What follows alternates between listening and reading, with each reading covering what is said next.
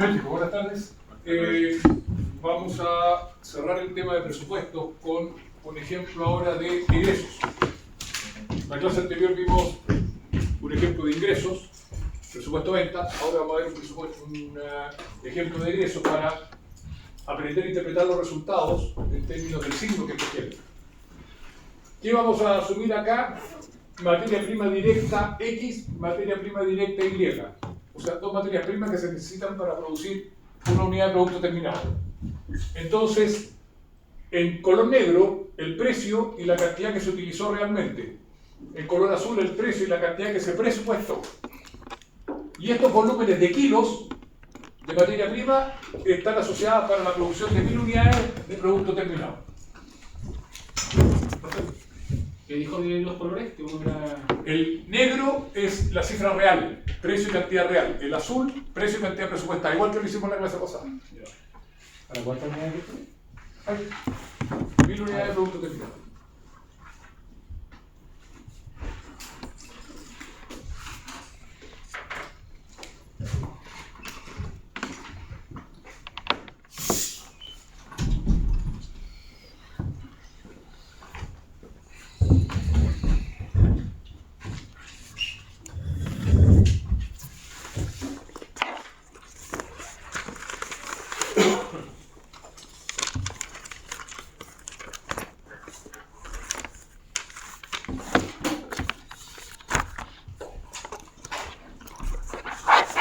¿Qué tenemos que hacer en primer término antes de los efectos? Tenemos que identificar qué pasa con el costo total versus el costo presupuestado. Costo total, pero solo de la materia prima. ¿Ok? Porque lo está considerando la mano de obra y los costos directos fábricos. Entonces, concepto.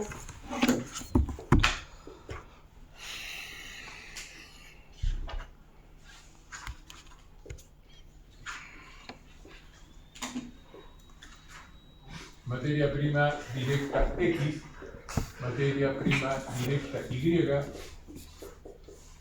total. Costo real.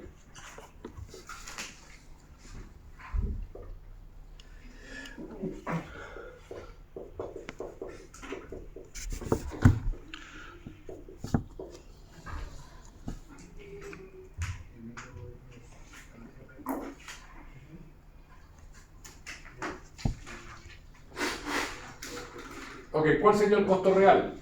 Vamos con el volumen total, no tenemos para qué hacerlo unitario. Ustedes lo pueden hacer unitario, tendrían que dividir los kilos por las 1000 unidades. Pero ¿para qué lo hacemos unitario? Lo podemos hacer por el volumen total de desviación. Entonces tendríamos 1500 kilos por 100, serían ¿Por qué 1500? 1,5 millones, ¿no? ¿Sí? De 50.000. ¿150.000? Ok. Siempre he tenido problema con los ceros. Después 400 por 800 serían 320.000, ¿no? Sí. Ya. 4 por 8, 30, sí. Por lo tanto, el costo total de materia prima para esas unidades sería de 470.000 pesos.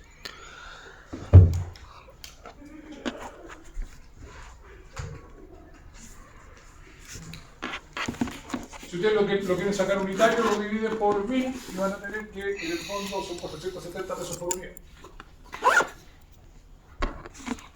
¿Qué fue el costo real? ¿Cuál fue el costo presupuestado?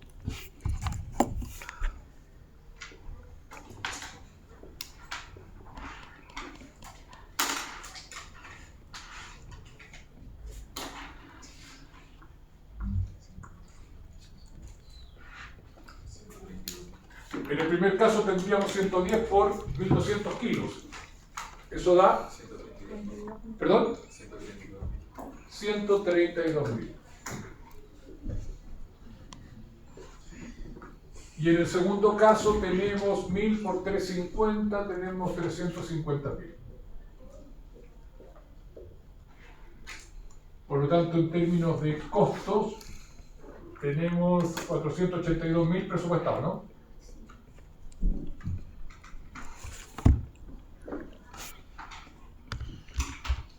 La diferencia en el primer caso es positiva por 18.000. La diferencia en el segundo caso es negativa por 30.000. Y acá tenemos una diferencia negativa por 12.000, ¿no?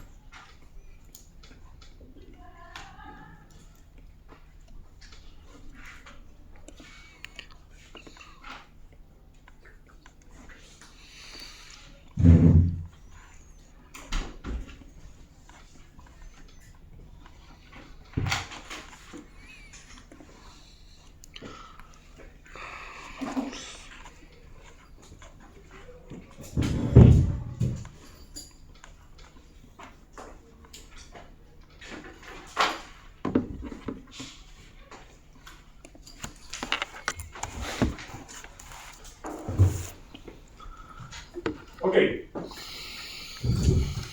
¿Cómo interpretamos esos números en primer término? ¿Qué significa el término agregado de compañía que son 12.000 negativos? Sí, me costó más de lo que estaba presupuestado. Ok. Por lo tanto, ojo con la comparación con el ejercicio que hicimos en la clase pasada. Porque acá los resultados negativos no son favorables. Perdón, acá los resultados negativos son favorables. Porque en el fondo proyectaste 482.000 y te costó 470.000. Por lo tanto, ojo, cuando ustedes estén comparando ingresos, las diferencias negativas son favorables. Cuando ustedes estén comparando ingresos, las diferencias negativas son desfavorables.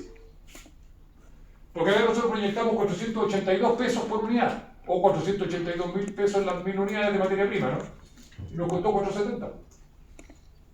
Por lo tanto, nos ahorramos 12.000 pesos. En las 1.000 unidades, 12 pesos por unidad. Ojo con eso. ¿Por qué lo expongo? Porque las fórmulas de los efectos no cambian. No cambian el orden porque sean ingresos o porque sean egresos. Entonces lo que tenemos que entender bien son los signos de los resultados. ¿Estamos claros hasta ahí? Por producto, ¿qué pasó por materia prima? ¿Qué pasó con la materia prima directa X? Que proyectamos 132.000 pesos para las 1.000 unidades, 132 pesos por unidad, y nos costó 150. Por lo tanto, este resultado positivo significa que el costo real es mayor que el costo presupuestado, lo que es, desde el punto de vista cualitativo, negativo. En el caso del producto Y, en cambio, proyectamos 350.000 pesos para las 1.000 unidades y fueron 320.000. Por lo tanto, generamos un ahorro de 30.000. Neto, 12.000 a favor. Ahora, para poder explicar las causas de esas diferencias, partiendo por la materia prima directa X, los efectos que revisamos la clase pasada. Efecto eficiencia, efecto eficacia.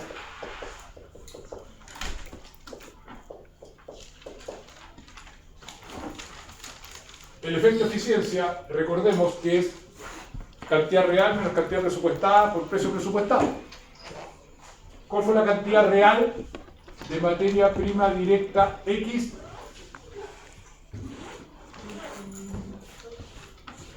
$1.500 kilos, ¿no?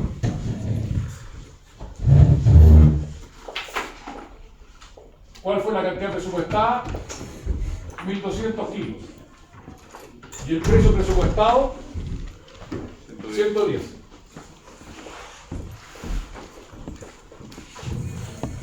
Igual.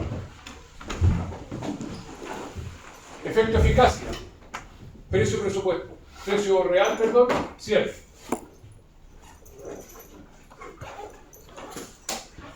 Precio presupuestado 110. Multiplicado por la cantidad real. Esto debiera explicar una diferencia de 18.000 positivos. Positivo en términos de número, pero negativo en su interpretación.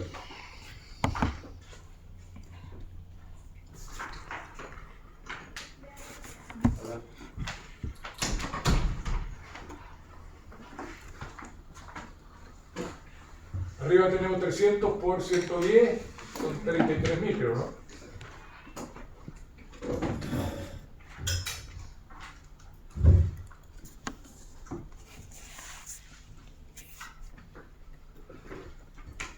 Y tenemos 10 por 15.000 abajo.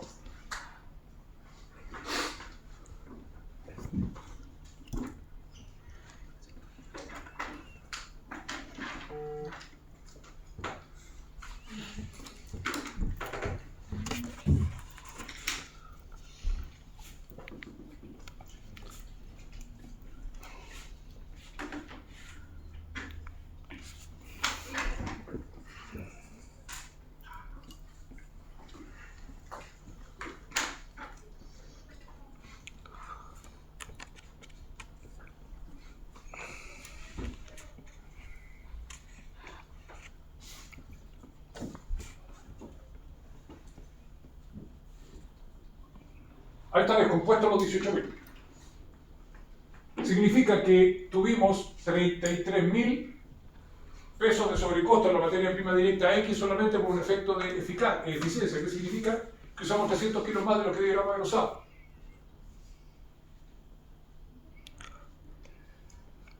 En los 1.000 productos que hicimos, por lo tanto, si lo hablamos producto son 300 gramos. Más que usamos por producto. Eso significó un sobrecosto de 33.000 pesos en los 1.000 productos. O sea, 33 pesos por producto. Por una sobreutilización de materia prima directa. Digo sobreutilización porque el presupuesto era usar 1.200 kilos, o sea, 1,2 kilos por unidad, me parece, ¿no? Y usamos 1,5. Y el precio, al estar 10 pesos más bajo de lo que se había presupuestado, generó, ¿no es cierto?, un ahorro de 15.000 pesos en el total. O sea, en el fondo 15 pesos por unidad. Por lo tanto, eso netea en alguna medida el efecto eficiencia, y reduce el gap solo a 18.000 pesos. Información para la toma de decisiones. Aquí hay un problema en el área operacional. ¿Por qué se usó o se usaron 300 kilos más de materia prima directa X? Eso es lo que tendrá que resolver en el área operacional. Se proyectaron 1.200 kilos, se usaron 1.500. Ahí hay una responsabilidad clara de la compañía. Y en el tema de precios, ojo, no es el mismo tratamiento que se le da al análisis de eficacia en el caso de los ingresos. Porque en el caso de los egresos, cuando tú compras materia prima, cuando contratas mano de obra, estoy hablando de mano de obra directa, la empresa tiene una capacidad de negociación con los precios, porque entramos en el rubro B2B que vimos en la clase pasada, business to business, por lo tanto yo tengo la capacidad de hacer contratos de futuro. Luego, en este caso, sí le da gestión del área de compra, para haber logrado esa reducción en el precio. O sea, está bien, que bajó el precio de mercado, ok, puede ser, pero además, si se establecieron contratos a futuro, significa que hubo una buena gestión del área de compra en temas de búsqueda de proveedores y optimización del precio de compra. ¿Se entiende? No es solo imputable a que bajó el precio de mercado. Eso sería la materia prima directa X. Materia prima directa Y. Recuerden que acá lo relevante es qué información sacamos para la toma de decisiones. Efecto eficiencia.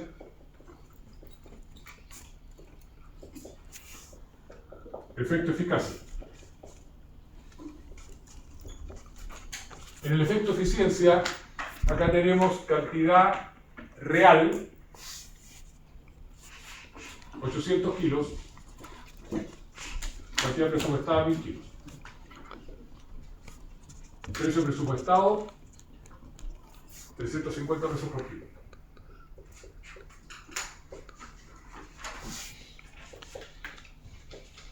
Precio real, 400 pesos por kilo. Menos 300 pesos por kilo, 350 pesos por kilo, precio presupuestado, por la cantidad real, 800 kilos. De aquí deberíamos explicar una diferencia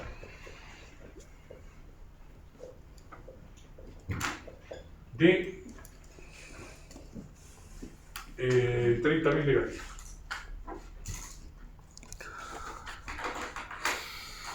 $30.000 negativos en términos numéricos, sin embargo 30.000 favorables en términos de interpretación, porque significa que el costo presupuestado fue mayor que el costo real.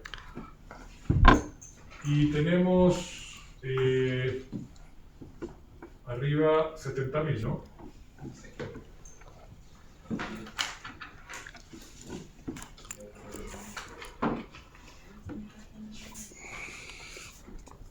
Y en otro tenemos 58, 40. Ya está el análisis de el efecto eficiencia, el efecto eficacia de la materia prima directa Y.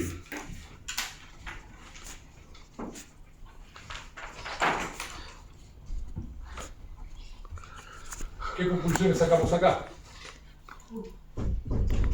Se generó un ahorro, pero la causa del ahorro es completamente contrario a lo que ocurrió en el producto de la materia prima directa X. Porque acá sí hubo un manejo eficiente en el área operacional.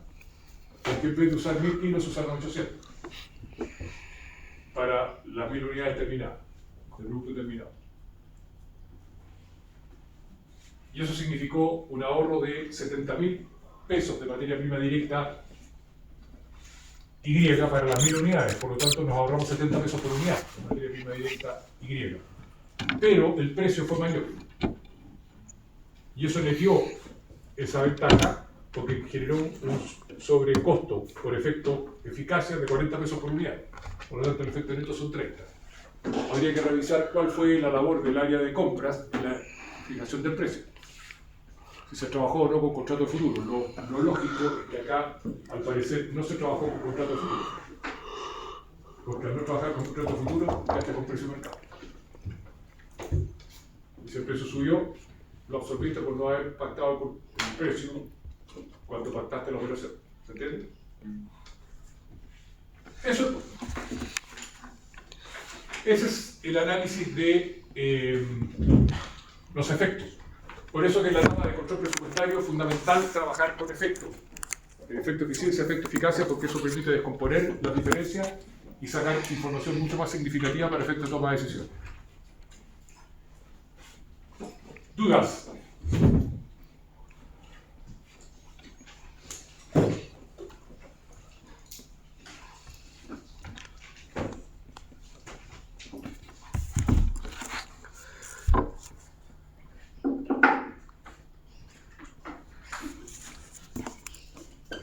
Vamos a la cuarta unidad del programa, que es administración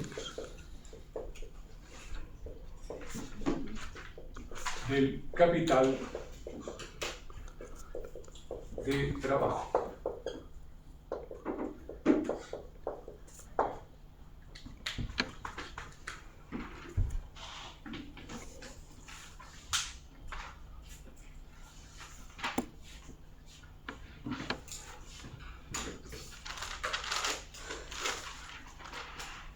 ¿Cómo se formula el capital de trabajo desde el punto de vista financiero?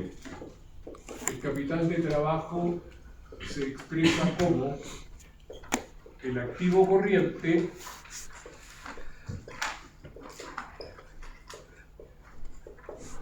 menos el pasivo corriente.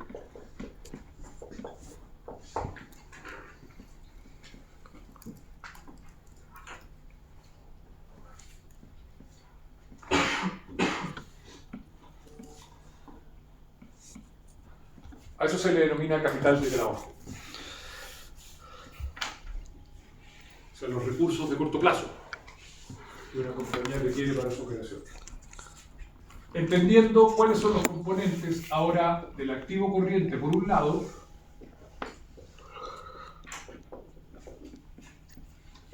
y del pasivo corriente por el otro.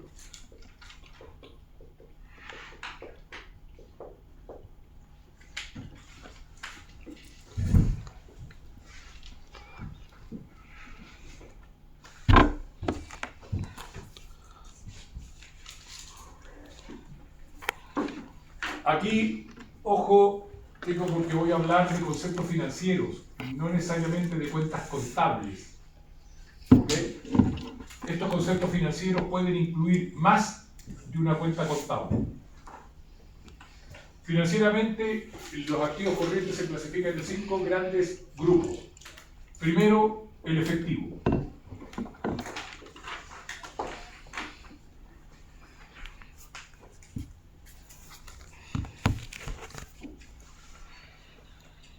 En esa línea se agrupan todas las cuentas contables que reflejen manejo de efectivo.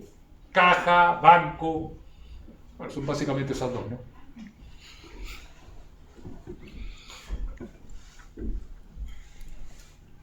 Ese es el primer componente del activo corriente.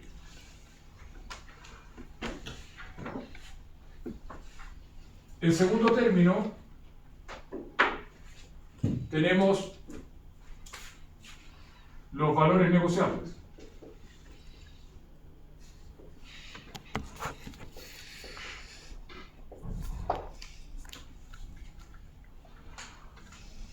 ¿Qué se incorpora en esa categoría? Todos los instrumentos de ahorro de corto plazo.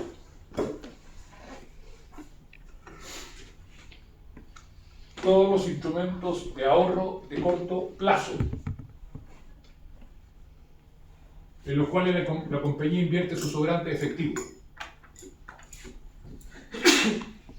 Esos serían valores negociables, como lo vimos a propósito, me parece, del ratio de liquidez real. Fondos mutuos, depósitos a plazo. Esos son ejemplos clásicos de valores negociables. Instrumentos de ahorro de corto plazo, donde la empresa invierte su sobrante efectivo. Tercera categoría, cliente.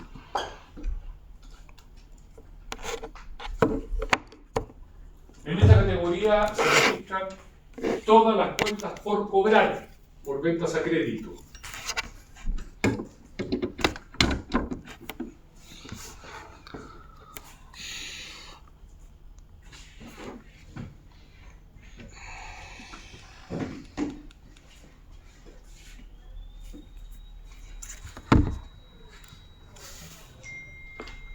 Todas las cuentas contables en el fondo que reflejen deudas de clientes están incorporadas en este ítem. Cuentas por cobrar, documentos por cobrar, etc.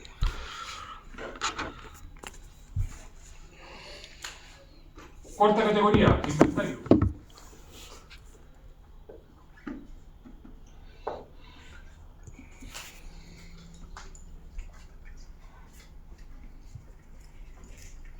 Y aquí va a depender del giro. Las empresas productivas que transforman una materia prima en un producto terminado van a tener 3 categorías de inventario. Materia prima, producto en proceso, producto terminado. Las empresas distribuidoras solo van a tener productos terminados. Y las empresas de servicio, que en el fondo prestan servicios intangibles, no tienen inventario. Banco, AFP, compañía de seguro, administradora de fondos mutuos. En esas compañías los inventarios son 6. Y finalmente, las partidas tributarias.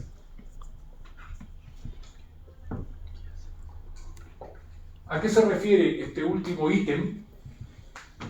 A partidas que son generadas por disposiciones tributarias. Activos corrientes que tenemos que mantener porque están generados por disposiciones tributarias.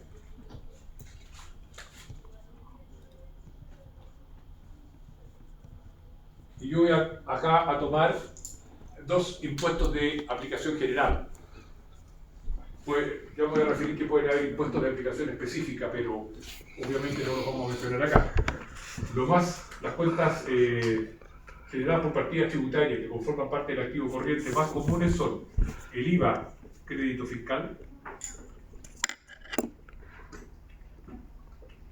y los pagos provisionales mensuales. Esto es lo que se expone en la sigla como PPM. A cualquier empresario que menciona los PPM lo tiene absolutamente claro.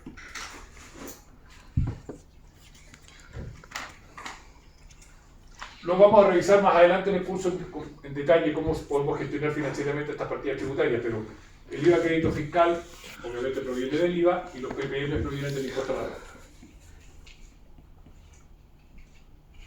Ahora, si la empresa está sujeta al impuesto de alcohol, o está sujeta al impuesto de combustible, o está sujeta al impuesto de esos alimentos con registro, digamos, de marca, ¿cómo le llaman? No me acuerdo el término en este minuto que se usa en cambio, pero que tienen alto en calorías, alto en grasa saludables. ¿Los sellos negros? ¿Sellos? Claro, con los sellos, efectivamente. Hay impuestos adicionales. El tratamiento de esos impuestos hay que verlo con el asesor tributario, si te impactan o no. Lo que son de uso transversal son estos. Prácticamente todas las compañías tienen el impacto del PPM vía impuesto a la renta y del IVA crédito fiscal, obviamente por el impuesto a valor agregado. Estos son los activos corrientes o los grupos de activos corrientes regulares desde el punto de vista financiero. ¿Cuáles son los pasivos corrientes? Proveedores.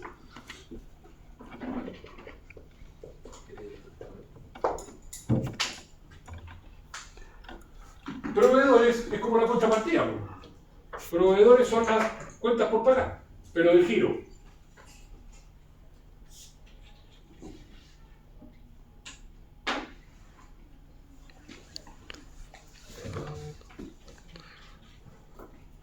Esos son proveedores, cuentas por pagar del giro.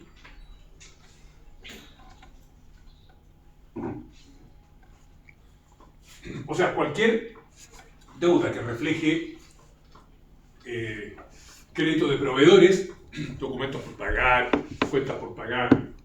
La cuenta contable no me interesa sustancialmente, sino que el contenido, que sea deuda de proveedores, va en esta categoría. Después tenemos créditos bancarios.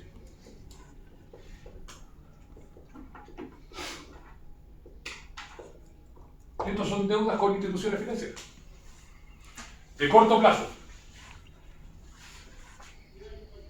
Y también, ojo, la proporción de largo plazo, perdón, la proporción de corto plazo de una deuda de largo plazo. Esto lo mencioné en la primera clase. Si nosotros tenemos un crédito a 10 años, las amortizaciones de capital que vencen en el primer año es pasivo corriente. Iría ahí.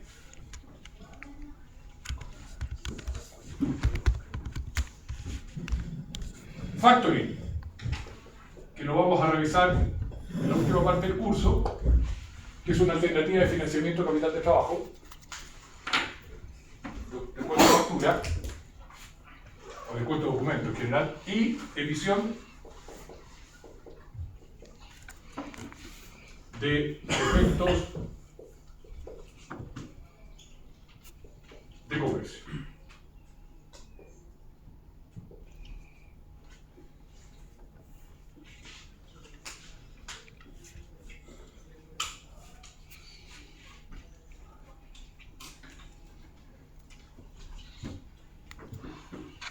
No sé si ustedes vieron, todos hicieron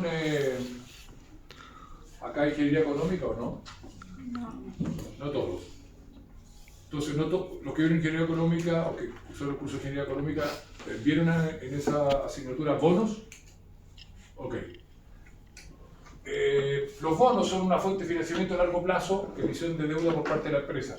Los efectos de comercio es exactamente igual que un bono, pero solo es a corto plazo. Porque es un instrumento de financiamiento de capital de trabajo. El bono es un instrumento de financiamiento de largo plazo. Más adelante, nuevamente al final del curso, vamos a explicar el funcionamiento de esta alternativa de financiamiento. Entonces ahí están los componentes del activo corriente y aquí están los componentes del pasivo corriente.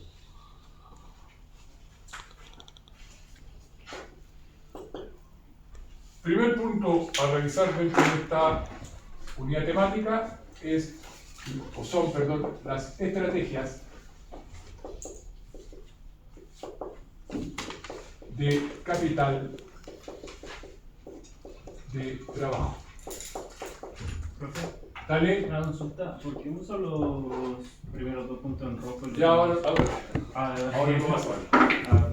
Ahora lo vas a ver. Las estrategias de capital de trabajo, o sea, ya el nombre nos indica que hay más de una forma de construir el capital de trabajo en una compañía. Y eso es lo que vamos a revisar ahora con las correspondientes ventajas y desventajas que cada una de ellas puede tener. La primera posición estratégica de capital de trabajo es lo que se denomina, ¿no es cierto?, una estrategia conservadora.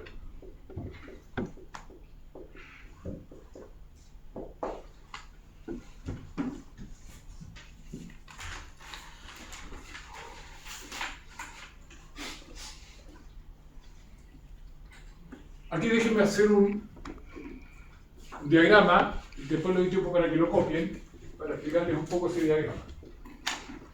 ¿Cómo podríamos, valga la redundancia, diagramar una estrategia conservadora? Vamos a asumir que la empresa tiene esta composición entre activos corrientes y activos no corrientes. ¿Ok? Y lo va a financiar de esta forma. Esto va a ser pasivo corriente. Y esto va a ser pasivo no corriente más patrimonio. Por lo tanto, en esta estrategia se nos va a generar esta área achurada en azul, que después la vamos a interpretar. ¿Qué hicimos en este gráfico? En la columna de la izquierda está la composición de activos, en la columna de la derecha la composición de la fuente de financiamiento. Pero aislamos el pasivo corriente. El pasivo corriente lo dejamos solo, juntamos el pasivo no corriente con el patrimonio, como fuente de financiamiento a largo plazo. ¿Para qué? Para determinar el capital de trabajo en términos del diagrama. Eso es, o así se reflejaría, una estrategia conservadora. ¿Quieren copiar ese diagrama? Después lo seguimos desarrollando.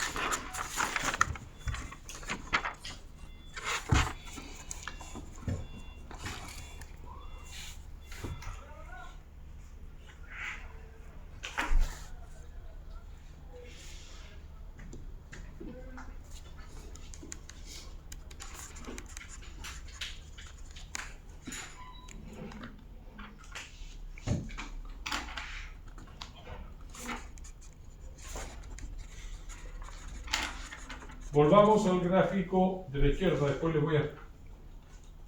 Vamos a trabajar sobre ese gráfico de la esquema de derecha. ¿Cómo nosotros podemos demostrar que estamos frente a una estrategia conservadora con análisis de ratios? ¿Cómo sería la razón corriente en esta estrategia? ¿Mayor, igual o menor que 1? ¿En conservadora? ¿Menor a uno? Mayor a 1, ¿no? Mayor. Claro, porque el activo corriente es mayor que el pasivo corriente. Por lo tanto, la razón corriente va a ser mayor que 1. O, en función de la gráfica, de la fórmula que tenemos a la izquierda, el capital de trabajo va a ser mayor que 0 en unidades monetarias. Cualquiera de estas dos formas de medirlo. En una estrategia conservadora, la razón corriente es mayor que 1. Y el capital de trabajo, si lo queremos medir en unidades monetarias, es mayor que 0.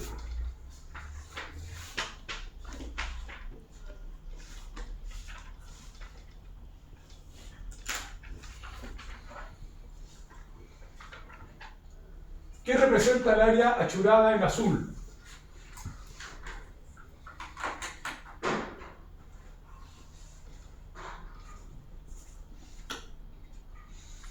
Un porcentaje de activo corriente.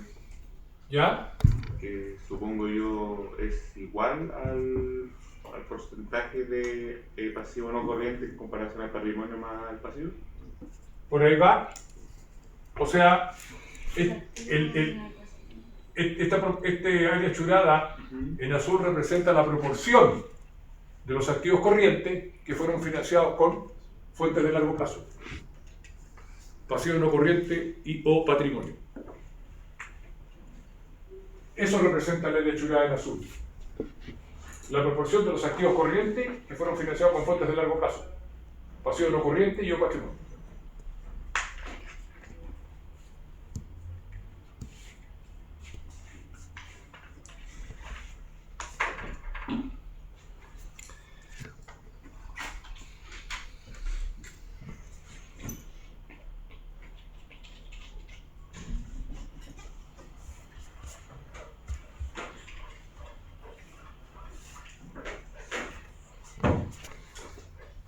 Fíjense en el gráfico que dice a la derecha. Lo voy a explicar después del tiempo para que ustedes lo copien. En el eje horizontal tenemos el tiempo, en el eje vertical la unidad monetaria. Bajo la recta en color negro están las inversiones en activos no corrientes. Bajo la recta en color azul, las inversiones en activos corrientes permanentes. Y bajo la curva en color rojo, los activos corrientes transitorios. ¿Cuál es la diferencia? Que los activos corrientes permanentes jamás van a estar en cero. Siempre vas a tener que financiarlo, siempre van a tener valor positivo. En cambio, los activos corrientes transitorios pueden estar en cero o puedes tener que financiarlo. Y ahí están los colores. Los dos primeros componentes son activos corrientes transitorios. Los otros tres son activos corrientes permanentes. Entonces, en una estrategia conservadora, ¿qué va a ocurrir? Que el activo corriente transitorio va a ser financiado con pasivo corriente. El activo corriente permanente más el activo no corriente, con pasivo no corriente más patrimonio.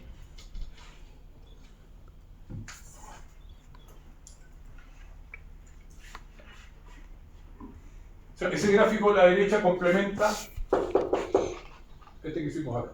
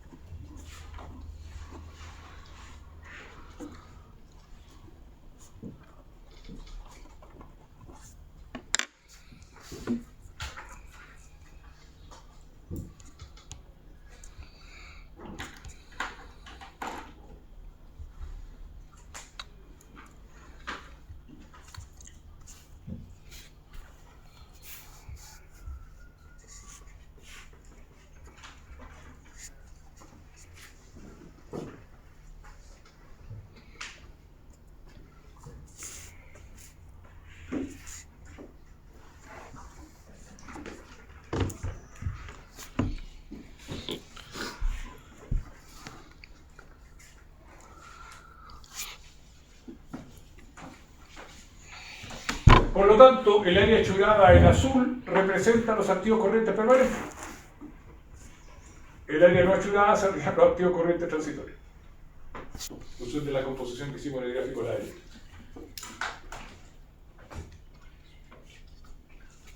Finalmente, desde el punto de vista de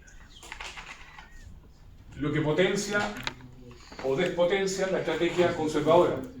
¿Qué privilegia la estrategia conservadora asumiendo la comparación entre los conceptos de liquidez y rentabilidad?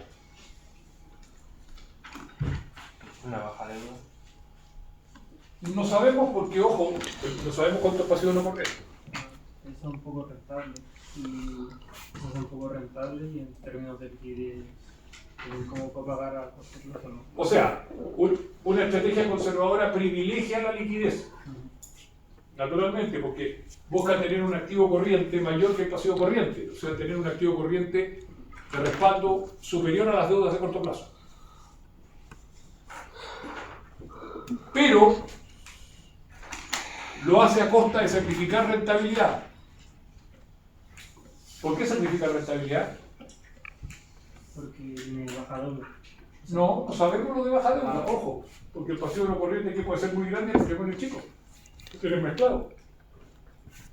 No es porque tengas baja o alta deuda, es por la composición de la deuda. ¿Cuál es la fuente de financiamiento que estás usando en menor intensidad en una estrategia conservadora? El pasivo corriente, ¿no? ¿Y cuál es la fuente de financiamiento más barata que una empresa? El pasivo corriente. Entonces, por eso que si tú privilegias la liquidez, sacrificas rentabilidad en una estrategia de capital de trabajo. Porque usas de manera más intensiva fuentes de financiamiento más caras. Pasivo no corriente o patrimonio. Entonces, quiero privilegiar la liquidez, sacrifico rentabilidad.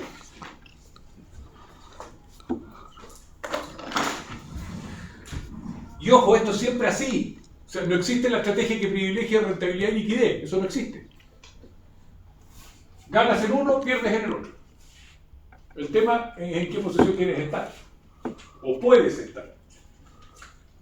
Esa es la característica de la estrategia conservadora. Entonces, esta estrategia se asocia a gestores financieros, ¿no es cierto?, que buscan más seguridad que rentabilidad.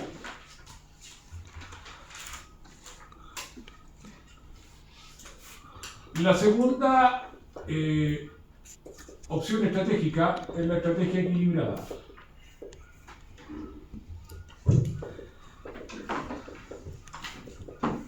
Que en términos de diagrama, siguiendo la misma composición de la estructura que tenemos a la izquierda, asumiendo activo corriente y activo no corriente con la misma composición,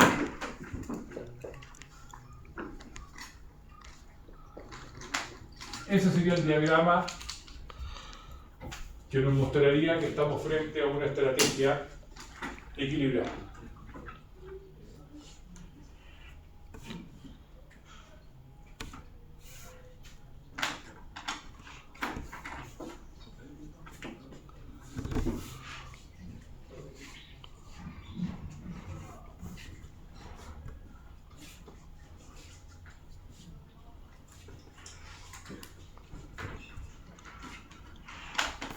Lo que caracteriza una estrategia equilibrada es el 100% del activo corriente financiado con pasivo corriente.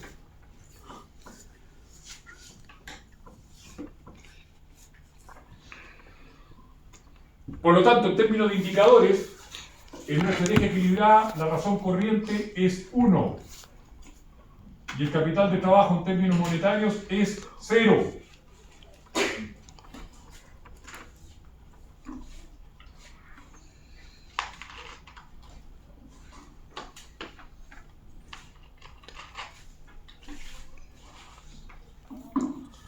Y en el gráfico que tenemos acá a la derecha, ¿qué ocurre?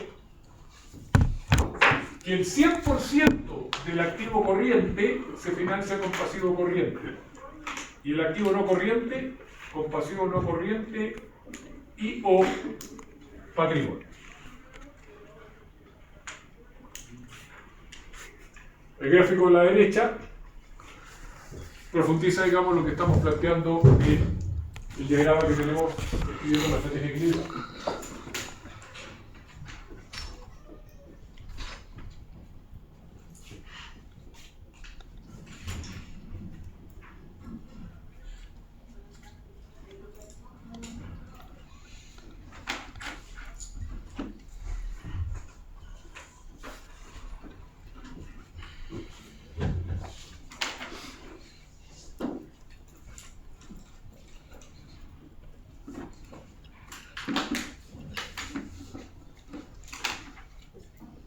Por lo tanto, lo que podemos desprender del análisis de los beneficios o limitaciones que genera una estrategia equilibrada es que busca un equilibrio, valga la redundancia, entre liquidez y rentabilidad. Y aplica lo que se denomina el enfoque de cobertura financiera.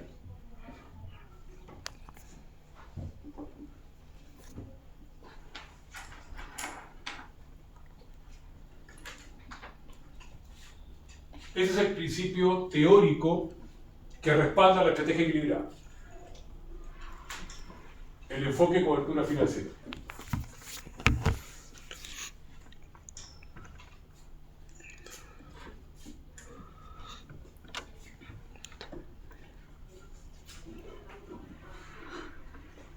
Entre paréntesis, la clasificación de los activos corrientes en permanente y transitorio es solo relevante en la estrategia conservadora. Ya en la estrategia equilibrada da lo mismo, porque 100% de los activos corrientes están financiados con pasivos corrientes y el interés son permanentes o transitorios. Esa subdivisión entre permanente y transitorio es relevante en la estrategia conservadora. Les voy a explicar en qué consiste el enfoque de cobertura financiera. Después, si quieren tomar nota, se los dicto, ustedes me indican. ¿Qué nos dice el enfoque de cobertura financiera? El enfoque de cobertura financiera nos plantea que cada activo, y aquí escúchenme, después, si insisto, quieren tomar nota, me avisan. Cada activo debe estar financiado por una fuente que tenga a lo menos su misma madurez o vencimiento. Cada activo debe estar financiado por una fuente que tenga a lo menos su misma madurez o vencimiento, con la finalidad de darle tiempo al activo, de generar los flujos de efectivo necesarios para cubrir la fuente que lo financió. Si ustedes interpretan eso, es básicamente lo que dije en la primera clase. ¿De dónde sale el dinero para pagar las deudas? De los flujos que generan los activos, no de la venta de los activos. Bueno, eso es lo que está hecho en el enfoque de cobertura financiera. Entonces, si tú quieres que los activos te generen flujo para cubrir la fuente que lo financió, dale tiempo. Eso significa que hay que aplicar el enfoque de cobertura financiera. Si quieren tomar nota, se los dicto. El enfoque de cobertura financiera. Cada activo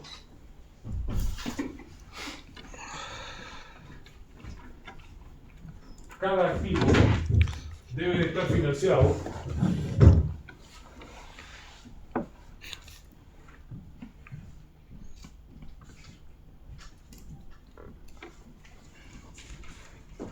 por una fuente que tenga a lo menos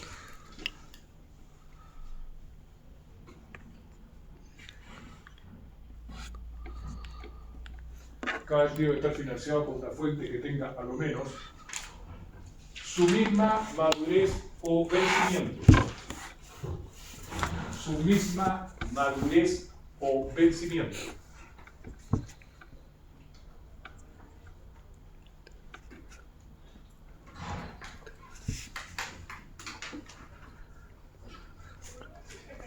De forma de darle tiempo al activo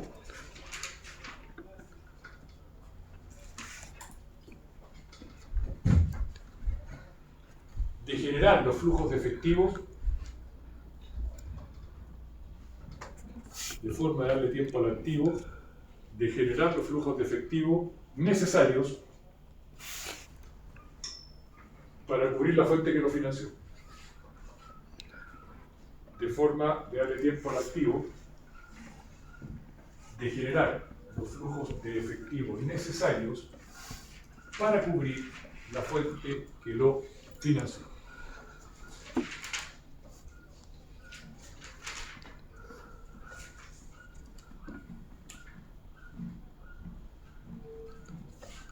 Si tú aplicas con absoluto rigor teórico el enfoque de cobertura financiera, eso se refleja en la estrategia equilibrada.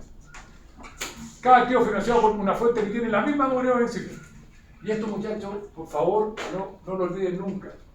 En cualquier decisión, ya sea personal o digamos, gestionando alguna compañía. Uno, lamentablemente, no se cansa de ver buenos proyectos que se caen por una mala estructura de financiamiento, porque se financian con fuentes demasiado cortas. Entonces no le dan tiempo al activo de generar los flujos necesarios para cubrir la fuente que lo financió. Esto es como decir que me compro un local comercial que me cuesta, no sé, 200 millones de pesos y lo arriendo en 1 millón de pesos mensuales y lo financio con un crédito a 30 días. Eso es como el libro de García Márquez, Crónica de una muerte anunciada. ¿Cómo pago el crédito a los 30 días? Vendiéndole el activo. ¿Y eso era el objetivo?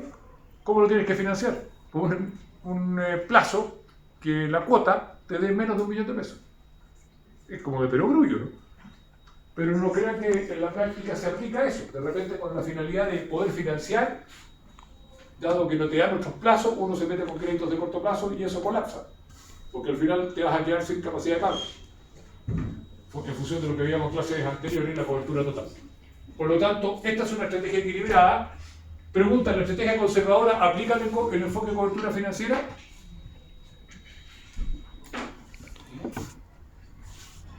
Pregunta si la estrategia conservadora aplica el enfoque de cobertura financiera. Lo aplica, pero lo aplica a una posición más extrema. Porque a toda el área que está churada en azul, que son activos corrientes, le está dando más plazo. O sea, son activos que tienen que transformarse en efectivo antes de un año y lo está financiando con fuente a más de un año.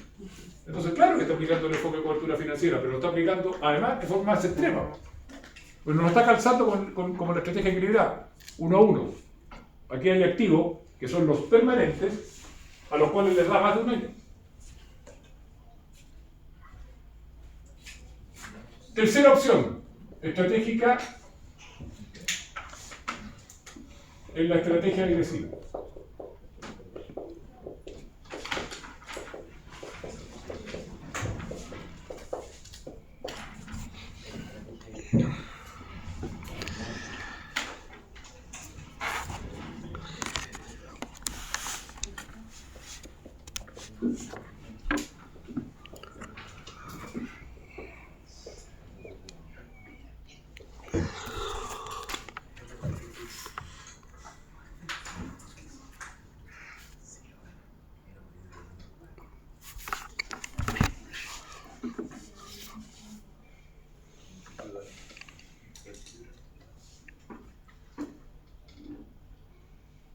Aquí mostramos el diagrama de una estrategia agresiva.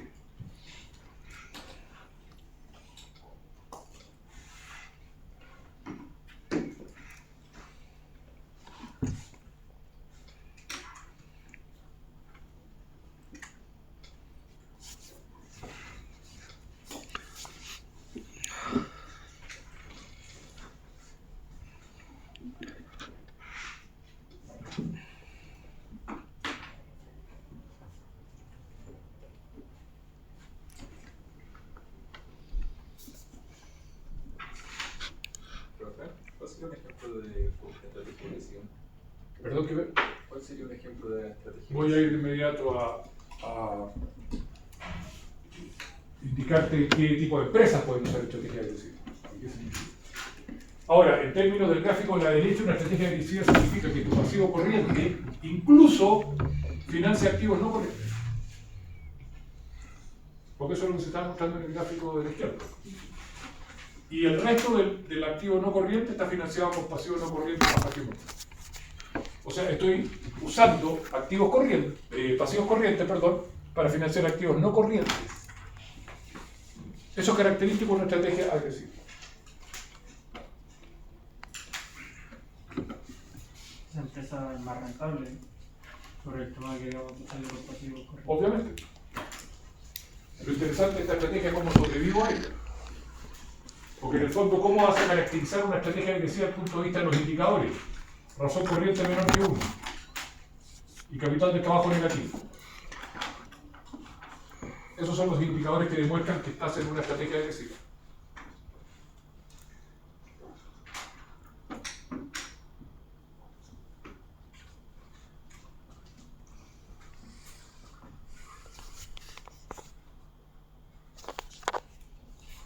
Como tú bien decías, una estrategia agresiva está en el otro extremo. ¿Qué privilegia? Rentabilidad. Porque estás usando en forma intensiva la fuente de financiamiento más barata que tiene una empresa, pasivo corriente. Y está dejando las fuentes más caras, pasivo no corriente, y especialmente patrimonio, en segundo plano. Pero aquí sí que nos aplica en absoluto la estrategia de cobertura financiera. ¿Qué representa la ley achurada en azul? Efectivamente, perdón, la ley achurada en rojo, efectivamente. Los activos no corrientes que están siendo financiados con pasivo corriente. O sea, esa área achurada en rojo es la proporción de los activos no corrientes financiados con deuda de corto plazo.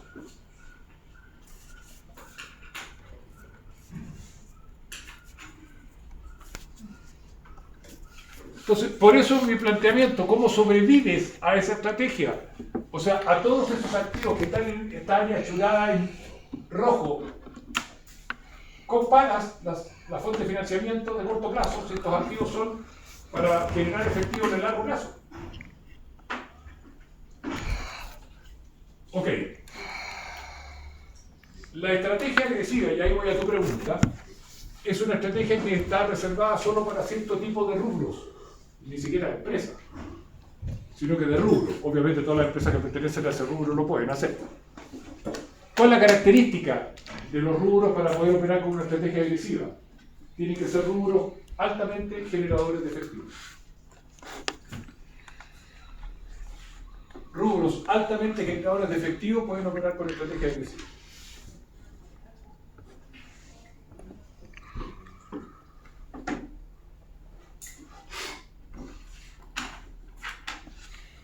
Es decir, en términos de composición de capital de trabajo, venta solo contado. En lo posible, rubros que no tengan inventario. ¿Ejemplo? ¿Banco? ¿El banco? El banco. El banco tiene una cartera de cuentas por cobrar enorme, que son todos los créditos. No tiene inventario, perfecto, pero sí tiene muchas cuentas por cobrar. Entonces no te podría afirmar que en un banco pudieras tomar una estrategia agresiva. Vendedores seguros. ¿Ah? No vendedores seguros. Da crédito, pues las pólizas no se pagan a contado. Las pólizas las vas pagando en cuota. Entonces son cuentas por cobrar. Pero, ¿qué pasa con el transporte urbano de personas? E interurbano también. ¿Les dan crédito? No. El mejor de los ejemplos, el metro. Vale. Ustedes incluso anticipan el pago. Bueno, no, los que evaden no, pero ustedes anticipan el pago, ¿no? Para no estar a cada rato pasando por la calle. O sea, el mejor de los mundos, viejo. O sea, ni siquiera me han prestado el servicio y ya me pasaron plata. Entonces, ese tipo de compañías que no tiene cuentas por cobrar, que vende prácticamente en efectivo e idealmente maneja niveles de inventario casi cero o cero, obviamente que pueden tener estrategia agresiva. Profe, ¿cómo era lo de que se anticipaba el pago? ¿Cómo era lo que dijo que se anticipaba el pago en el ejemplo? En el caso del metro, tú completas la tarjeta, ¿no? Pones X cantidad y todavía no has viajado. ¿Qué es eso para la compañía? Un anticipo a cliente. O sea, recibe la plata y no presta el servicio. O sea, ¿qué otro rubro? Son pocos los rubros donde el cliente paga y todavía no le han prestado servicio. El otro puede ser la construcción, cuando tú compras en verde o en blanco, que anticipa parte del pago, pero los demás, poco probable. Otro rubro, los supermercados, pero ahí con matices.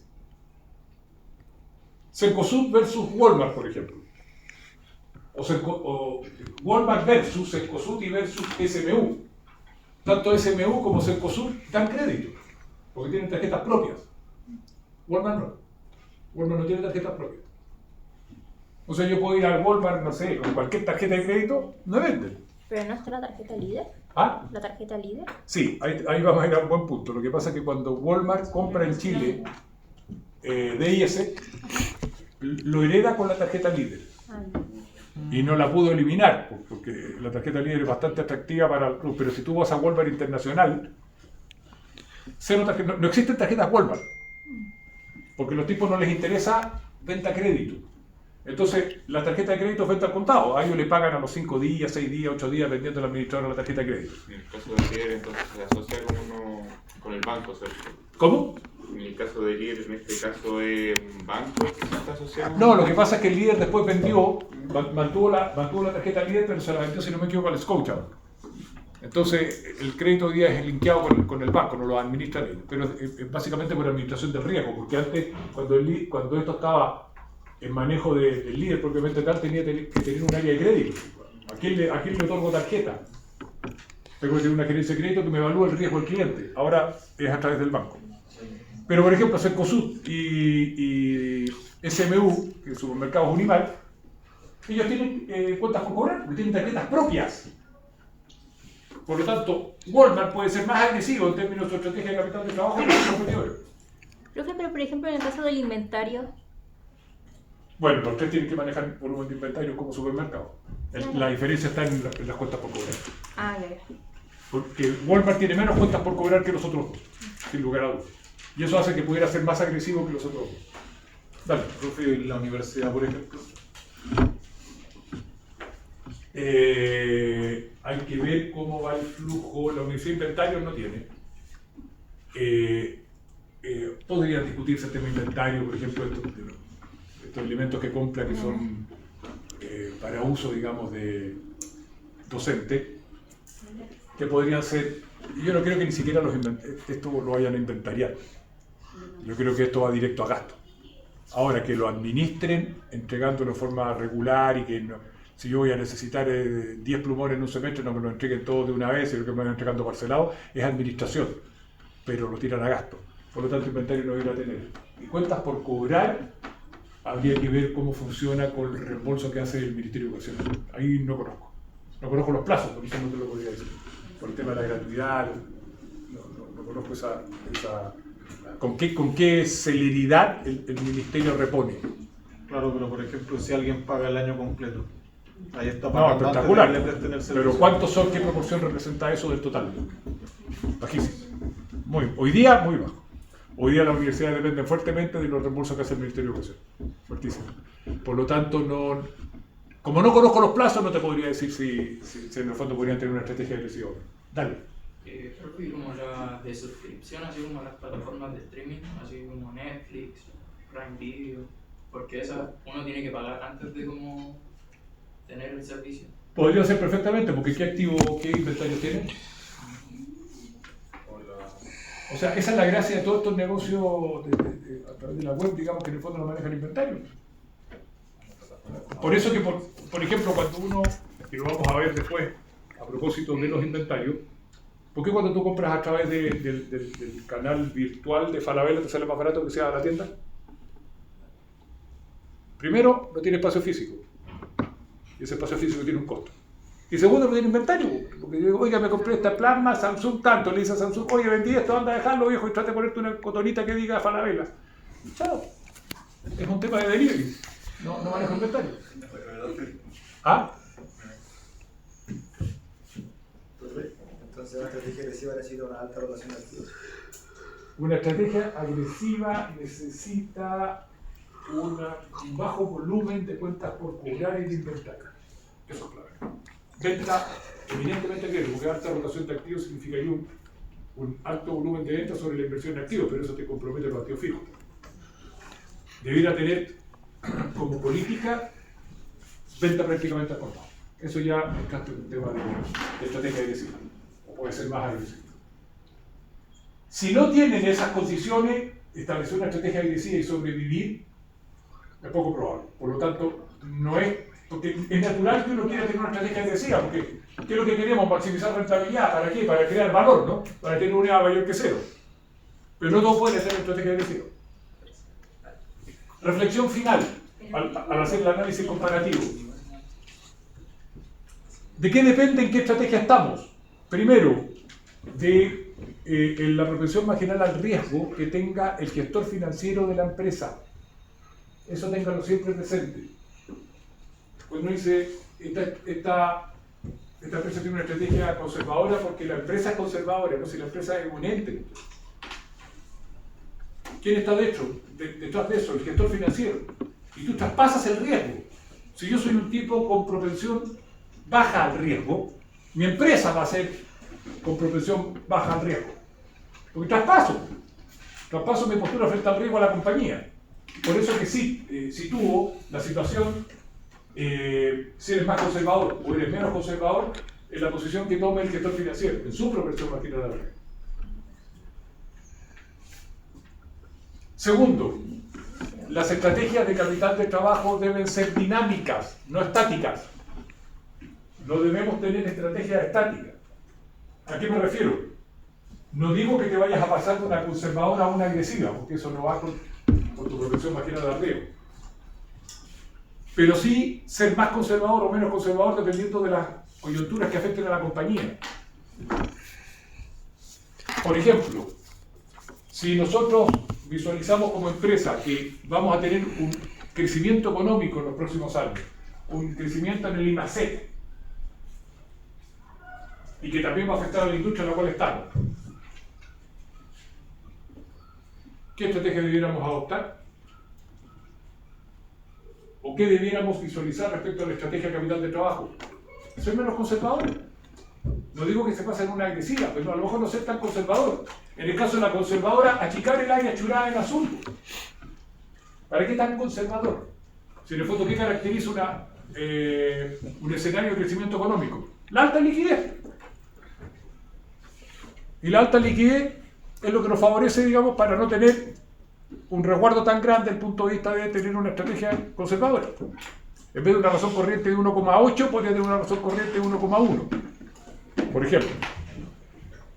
En cambio, si vas a enfrentar una situación de coyuntura negativa, un decrecimiento en el nivel de actividad económica, un IMACET negativo, o ser muy cercano a cero, eso se caracteriza por falta de liquidez y por lo tanto ahí tienes que o reducir tu agresividad o potenciar tu posición conservadora.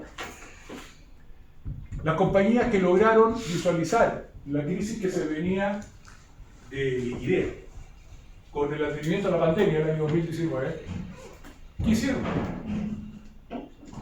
Si estaban en una estrategia como esta, ¿qué empezaron a hacer? Renegociar inmediatamente con los bancos, pasar pasivo corriente a pasivo no corriente. Y si el tema estaba complicado con los bancos, empezaron a capitalizar deuda. O sea, le dijeron a los dueños, muchachos, a ponerse para pagar deuda, porque no vamos a sobrevivir si no. Eso es anticipación. Profe, pero ¿cómo se puede anticipar esas cosas? Tu capacidad, digamos, en el fondo debe haber alguien mirando hacia adelante dentro de la compañía, diciendo en el fondo, bueno, ¿cómo se nos viene el futuro? Y puedes hacerlo internamente, puedes encargar estudios externos o una mezcla de ambos, pero en el fondo tienes que estar visualizando eso, o sea, cómo se viene nuestra industria para adelante y cómo se viene la economía en general para adelante. ¿Qué pasó con el sector? ¿Cuáles fueron los sectores más afectados por la pandemia? Turismo y construcción. O sea, si tú en el fondo estabas en esa etapa e ibas a iniciar un nuevo proyecto, era demencial iniciar un nuevo proyecto el año 2020. O sea, si no había iniciado nada, postergo. No digo que no se haga, lo hago en un momento en que las condiciones mejoren.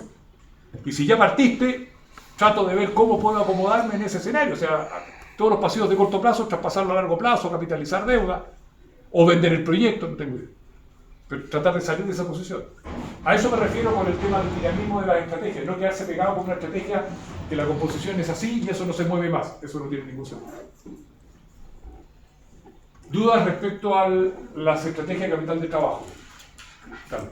Es que a mí me cae la duda porque siempre hablamos como de empresas ya grandes, así como bancos, pero ¿qué microempresas podría caber en estrategia agresiva, por ejemplo, o no? Siempre que esté en el rubro donde tú cobres en efectivo.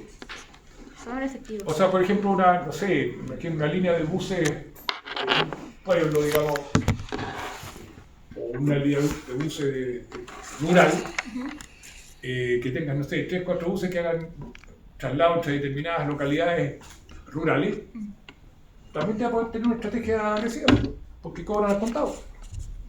El punto es ese, no tiene que ver con tamaño, sino que tiene que ver con la condición de venta y la composición en el fondo de los activos corrientes. Y finalmente, un tema de criterio respecto a la interpretación de las estrategias. O sea, cuando digo acá, relación corriente 1, sí, también cercana a 1, porque 0,98 es una estrategia equilibrada. O sea, tiene que ser 1 exacto. Ahí aplica el criterio en términos de la interpretación. Sobre todo cuando empezamos a analizar en series de tiempo y empieza a moverse una razón corriente, empieza a bajar o empieza a subir, es porque está modificando su composición de estrategia de capital de trabajo. Ok, chicos, hasta este punto entra en el certamen 1. O sea, unidad 1, 2, 3 y 4.1. Hasta acá entra en el certamen 1. Lo que empezamos a ver, vamos a comenzar en el otro bloque ya